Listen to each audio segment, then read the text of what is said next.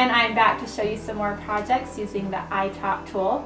You've seen this tool do brads, you've seen it do magnets. Here we've got our brads and magnets. Well, now it can do buttons. Yep, we've got a large, medium, and small that can create tons of different ideas and projects. The first one that we've got up here is this darling little dress, and we have used the medium size button to hook up here on the straps on these cute little flowers. And then down here we used the large size to put in the center of our flower.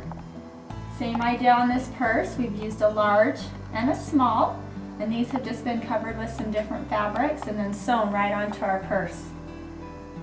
This little bracelet here is darling. It was created using different sizes of buttons, and they were covered with actual photos and just attached with a jump ring to a bracelet.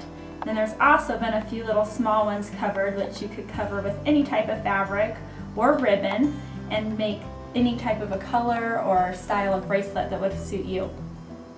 So today I'm going to show you how to use the iTop tool to create a button. Now the first thing that you need is a little square of fabric.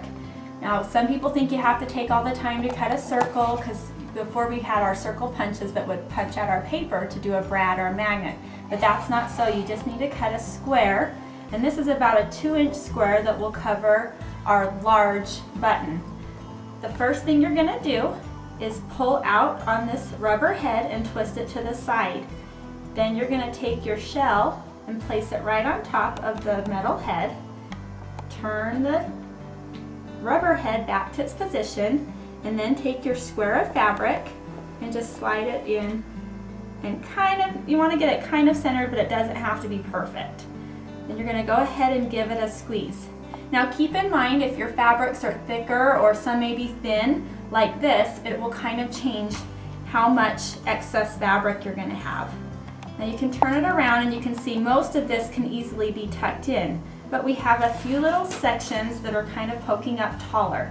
So I'm just going to simply trim those off, and that will get rid of any extra bulk when we put the back of the button on. So once we've done that, we're going to use our finger and we're just going to tuck in those pieces. Once that's all tucked in, we're going to take our button back, and we are going to, you can see that it's kind of like a little bowl here. You want the pointy part up. So you're just going to set that in the center, and this way you can be sure that you've got all of your little fabric edges tucked in. Then we're going to go ahead and turn this and give it a squeeze. Then we can pull out on the rubber head, pry back the pink, and we have created our very own button. It has the holes, and it can be sewn right to the center of our flower.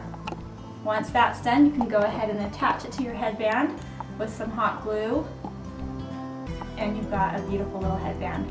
This one's also been created the exact same way, just using a medium-sized button. For these ideas and other projects, you can visit our website at www.imaginess.com.